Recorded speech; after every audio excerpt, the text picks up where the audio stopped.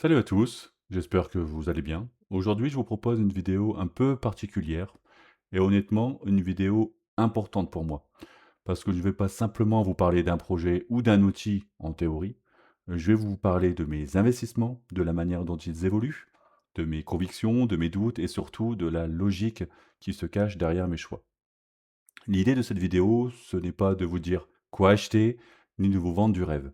L'idée, c'est de vous montrer comment moi, à mon niveau, j'essaie de construire quelque chose de cohérent dans le temps, avec une vision long terme, avec du risque assumé, mais avec une vraie réflexion. Et je pense qu'il y a quelque chose d'important à poser dès maintenant. Cette chaîne, pour moi, ne doit pas seulement servir à expliquer des outils financiers ou des projets crypto, elle doit aussi devenir un carnet de route.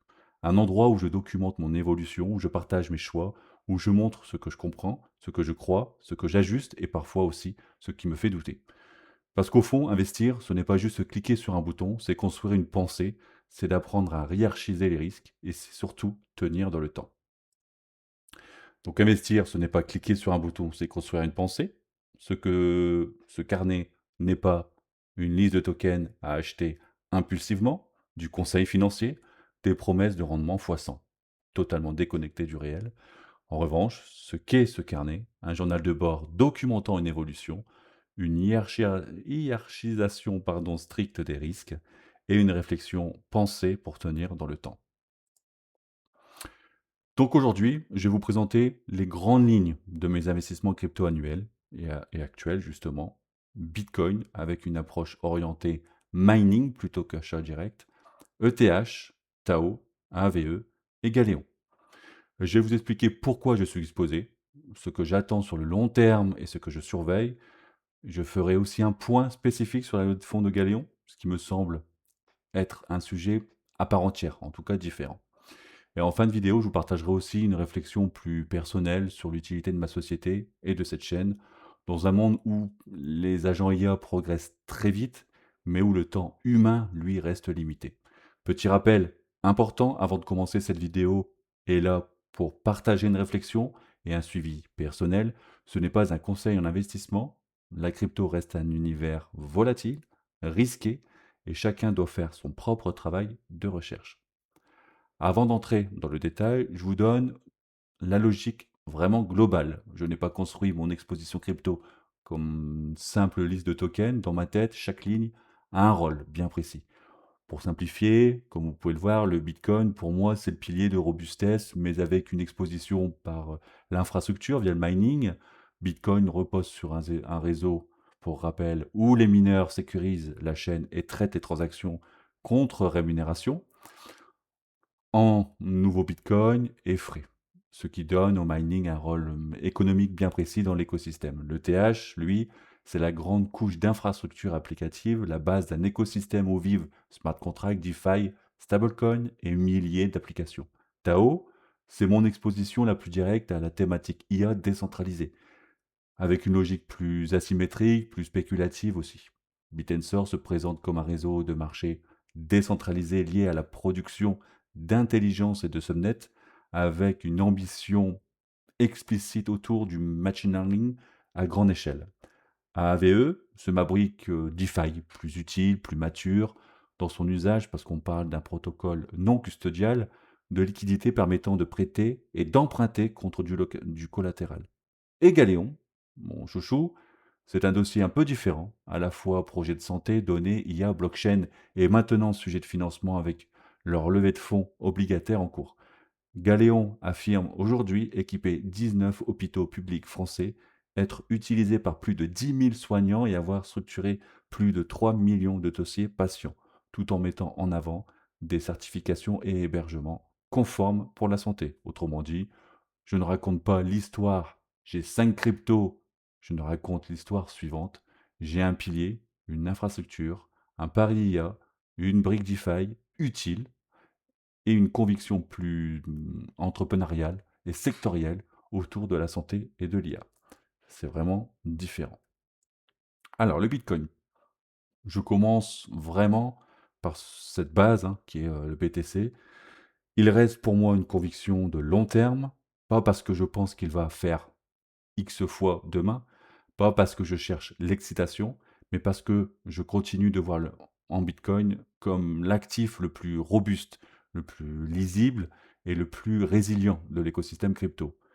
Mais ce qui me différencie un peu de ma manière de m'exposer à celui-ci, c'est ce que je ne passe pas uniquement par l'achat direct en fait.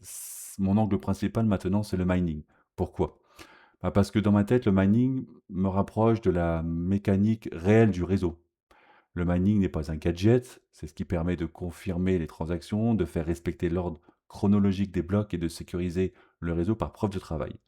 Les documents pédagogiques de Bitcoin expliquent aussi que les mineurs sont rémunérés entre nouveaux Bitcoin, en tout cas en nouveaux Bitcoin, pardon, et frais pour ce service rendu au réseau, autrement dit le Proof of Work. Donc, je choisis d'avoir une exposition orientée mining. Je ne contente pas d'adhérer à un actif. Je m'expose aussi à une infrastructure économique.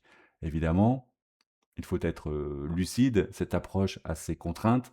Le mining ajoute une couche vraiment de complexité supérieure, de frais, de suivi, de paramètres techniques et parfois de contrepartie selon le support utilisé. Donc ce n'est pas mieux par nature que d'acheter directement du BTC, c'est juste une exposition différente. Ma thèse long terme sur BTC reste simple, hein, de toute manière. Je pense que le BTC a encore un rôle majeur à jouer comme actif monétaire alternatif, comme réserve numérique difficile à manipuler et comme point d'ancrage de tout l'écosystème. Le principal risque que je surveille, ce n'est pas seulement le prix, c'est aussi la qualité de l'exécution autour du mining, les coûts, l'environnement, la rentabilité réelle, la transparence et la capacité à ne pas transformer une conviction long terme en une usine à gaz. Donc, si je résume, le Bitcoin reste mon pilier, mais je l'aborde davantage par l'angle infrastructure que par l'angle spéculation pure. ETH. Alors pour moi, ce n'est pas juste la deuxième crypto comme on l'entend très souvent, c'est surtout une couche d'infrastructure. ETH se définit comme blockchain décentralisée et une plateforme de développement ouverte conçue pour faire tourner des smart contracts et des applications accessibles à tous. C'est aussi l'environnement où vivent aujourd'hui une grande partie de la DeFi, des stablecoins et des nombreux usages on-chain. C'est ce qui m'intéresse et c'est ce que je pratique justement depuis plusieurs années maintenant avec une certification que j'ai eue à travers l'école Alira. Quand je regarde ETH sur le long terme, je ne regarde pas seulement le token, je regarde le rôle du réseau dans la coordination économique numérique, paiement, application, finance décentralisée, tokenisation et toutes les briques qui peuvent se construire dessus. Ma thèse long terme est donc la suivante, et très simple. Si une partie significative de la finance, de l'infrastructure numérique et des applications décentralisées continue de se développer on-chain, ETH restera probablement une pièce maîtresse. Le risque principal, lui, est évident. Concurrence entre les blockchains, complexité technique, frais, régulation, fragmentation de l'écosystème, cycle spéculatif, bref. Mais malgré ça, je continue à considérer ETH comme une ligne logique dans une allocation crypto orientée long terme. Et si BTC est mon pilier de robustesse, ETH est clairement ma brique d'infrastructure applicative. Le Tao, donc là, c'est probablement la ligne qui peut le plus diviser, et je pense qu'il faut l'assumer comme tel. Je ne mets pas Tao dans la même case que BTC ou ETH. Pour moi, Tao n'est pas un pilier, c'est un pari asymétrique. Bitensor présente son projet comme une architecture décentralisée pour organiser des marchés de l'intelligence, avec des subnets spécialisés et une logique d'incentive autour du machine learning. Leur documentation insiste sur une alternative plus ouverte au modèle top-down des grands géants technologiques. Et c'est précisément pour ça que je m'y intéresse depuis plusieurs mois maintenant. Nous sommes dans une période où l'IA prend, comme vous pouvez le voir, de plus en plus de place, mais la vraie question, ce n'est pas seulement l'IA va croître ou non. La vraie question, c'est quelle part de cette valeur sera centralisée et quelle part pourra être captée par des réseaux ouverts. Tao, pour moi, répond à cette question. Je ne suis pas dans cette certitude, je ne suis dans une hypothèse forte, une hypothèse qui peut être très payante et qui peut se révéler beaucoup plus fragile que prévu. Donc ma vision long terme est claire, je garde Tao comme exposition à un thème majeur, mais avec un niveau d'exigence élevé, parce que je sais que c'est plus spéculatif, plus technique et plus difficile à évaluer proprement. Le risque principal ici, c'est l'exécution, toujours sur le papier. Beaucoup de projets IA paraissent brillants, révolutionnaires, mais dans le réel, très peu construisent quelque chose qui tienne vraiment la route, et surtout dans le temps. Donc Tao, je le vois comme une ligne de conviction très forte, mais certainement pas une ligne de confort. AAV, donc fait partie des projets que je trouve très intéressants parce qu'ils répondent à un besoin clair, pas une narration floue, pas une promesse marketing vide, à un usage très concret. Il se présente comme un protocole de liquidité non custodial où des utilisateurs peuvent fournir des actifs pour gagner des intérêts ou emprunter contre collatéral surdifférencié. Cette logique de marché de liquidité reste l'une des briques centrales de la DeFi. Et c'est pour ça qu'AVE m'intéresse. Quand j'analyse un projet, j'essaie toujours de revenir à une question très simple, à quoi il sert. Et ici, la réponse est compréhensible. La thèse long terme sur AVE, pour moi, c'est que la finance on-chain continue de se structurer. Les protocoles qui rendent possible le prêt, l'emprunt, la gestion de liquidité et l'intégration dans des applications peuvent conserver une vraie place. Et évidemment, les risques, ils existent, et il y en a vraiment pas mal. Les smart contracts, la liquidation, la régulation, la concurrence, la gouvernance et la fragmentation multi-chain. Mais dans ma lecture, AVE reste une ligne qui a du sens parce qu'elle représente une DeFi plus mature, plus lisible, plus utile dans sa proposition de valeur. Donc là aussi, ma logique n'est pas j'ai un token de plus. Ma logique, c'est une exposition à un usage réel de la finance décentralisée. Et c'est pour ça que je pense dans le futur fractionner en fait cet investissement AVE avec Morpho. En tout cas, je vous en parlerai dans le futur. Dernière couche, Galéon, projet à part dans ma tête, parce qu'il se situe au croisement de plusieurs sujets qui m'intéressent profondément, la santé, la donnée, la blockchain, l'IA et le temps humain. Petit rappel, sur son site, Galéon présente un dossier patient informatisé propulsé par l'IA avec une présence revendiquée dans 19 hôpitaux publics français, plus de 10 000 soignants utilisateurs, 9 ans de développement et plus de 3 millions de dossiers patients structurés. Le projet met aussi en avant une conformité santé avec hébergement. Et là, je vous dis des termes que moi-même je ne connais pas, mais en tout cas, je vous les donne. HDS, ISO 27001, LAP et une intégration dans la trajectoire Ségur du numérique. Alors pourquoi ça m'intéresse? Parce qu'au-delà du token, il y a une idée très forte. Faire gagner du temps médical en structurant les données de santé, aujourd'hui encore très mal exploitées. Et ça, je trouve que c'est un vrai sujet. Maintenant, il faut être propre intellectuellement. Galéon, ce n'est pas une ligne facile. C'est un projet plus spécifique, plus sectoriel, plus exposé à l'exécution, à la réglementation, à la réalité commerciale, à la preuve d'adoption. Donc, ma vision long terme sur Galéo est la suivante. Je trouve la thèse intéressante, je trouve la promesse utile, mais c'est typiquement le genre de dossier qui demande de la patience, du suivi et une vraie lucidité. Il y a aussi en ce moment le sujet de leur levée de fonds.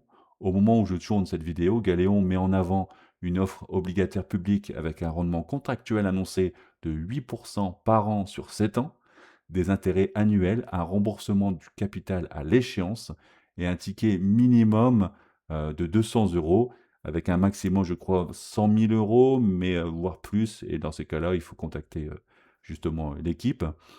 Leur DIS rappelle aussi explicitement qu'il existe un risque de perte partielle ou totale de capital. Donc la page blog de mars 2026 indique par ailleurs une campagne ouverte jusqu'au 12 avril 2026. Donc sur ce sujet, ma position est très simple. Je trouve intéressant de suivre cette levée de fonds parce qu'elle dit quelque chose de l'étape où se trouve le projet. On n'est plus seulement dans une narration, on est dans une phase où il faut financer un passage à l'échelle, développement produit, déploiement, application médecin-patient, commercial, internationalisation, pardon, besoin de structure. En tout cas, le DIS présente justement ces usages comme cible principale des levées de fonds. Mais je vais rappeler aussi quelque chose d'essentiel, un rendement affiché ne remplace jamais l'analyse du risque. Donc si j'en parle sur la chaîne, ce n'est pas pour dire aux gens: «Allez-y les yeux fermés», c'est pour montrer comment regarder un dossier avec méthode, comprendre ce qui est financé, lire les documents, distinguer token, entreprise, produit et dette, et accepter que même une belle thèse peut mal se passer. Et c'est ça justement la maturité. Là, le résumé justement de ces 5 projets et pourquoi justement cette chaîne et ma société ont encore plus de valeur à l'ère des agents IA. Maintenant, j'ai une pensée et je veux prendre le temps pour euh, avoir cette réflexion sur cette pensée et prendre du recul. Parce qu'au fond, cette vidéo ne parle pas seulement de mon portefeuille. Elle parle aussi de ce que j'essaie de construire avec ma société depuis un peu plus d'un an, non maintenant un an. Et avec cette chaîne aussi, tout récemment. On est dans une période où les agents IA, comme vous pouvez le voir, les outils de génération, l'automatisation, la vitesse de production prennent une place énorme. Et très honnêtement, je pense que ça va continuer. Mais j'ai aussi une conviction vraiment très forte. Plus l'IA devient puissante, plus le tri, le cadre, la pédagogie, le discernement et la gestion du risque prennent de la valeur. Justement, pourquoi? Parce que avoir plus d'informations ne veut pas dire prendre de meilleures décisions. Avoir des outils plus rapides ne veut pas dire travailler proprement et pouvoir générer du contenu plus vite ne veut pas dire forcément produire quelque chose d'utile. Le vrai problème aujourd'hui, ce n'est pas seulement l'accès à l'information, c'est le manque de temps, le manque de recul, le manque de structure, le manque de méthode. Et c'est précisément là que je pense que ma société peut être utile à au moins une personne, et je l'espère à beaucoup plus qu'une. Pas pour lutter contre l'IA, bien évidemment, je l'utilise moi-même au quotidien. Pas pour faire semblant qu'elle n'existe pas, mais pour l'utiliser intelligemment, tout en gardant ce que l'humain doit garder. La hiérarchisation des priorités, le contexte, l'expérience, la pédagogie, la prudence et la capacité à dire je ne sais pas ou attention, il y a un risque. Donc à mes yeux, la vraie valeur de cette chaîne, ce n'est pas seulement d'expliquer ce qu'est un PEA, ce qu'est un BTC ou comment fonctionne un wallet. La vraie valeur, c'est d'aider à penser correctement dans un environnement qui pousse à l'impulsivité, à la vitesse et à la spéculation.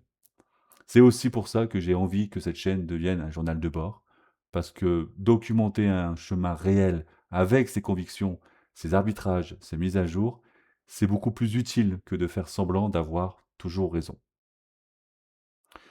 Donc, je pense vraiment avoir fait le tour sur cette prise de recul et j'en suis aujourd'hui voilà, conscient et très heureux de partager un peu cette pensée.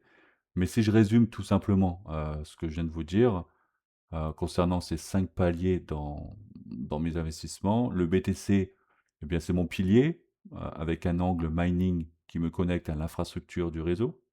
L'ETH, c'est ma brique d'infrastructure applicative de long terme. Tao, c'est mon pari asymétrique sur l'IA décentralisée. AVE, ma lecture d'une DeFi utile, concrète, plus mature que beaucoup d'autres narrations. Et Galéon, ma conviction la plus sectorielle, la plus entrepreneuriale et probablement l'une de celles qui me demandent le plus de suivi de recul. Et surtout, ce que je veux faire ici, ce n'est pas juste vous montrer un portefeuille, c'est construire un espace où on peut suivre une évolution, partager une méthode et apprendre à penser les investissements avec plus de profondeur et moins de bruit. Si ce format vous plaît, un peu atypique, dites-le moi en commentaire. Si je peux en faire une série régulière avec à chaque fois ce qui a changé, ce que je garde, ce que je surveille et les leçons que j'en tire. Et dites-moi aussi quel sujet vous voulez voir dans la suite avec un focus complet sur BTC via le mining, un focus sur Tao et les cryptos liés à l'IA ou un focus Galéon et la lecture d'une levée de fonds d'un programme obligataire. En tout cas, merci d'avoir pris le temps de regarder cette vidéo. Prenez soin de votre capital, de vous et de votre temps. Et on se retrouve, je l'espère, à très vite sur ma chaîne. Au revoir.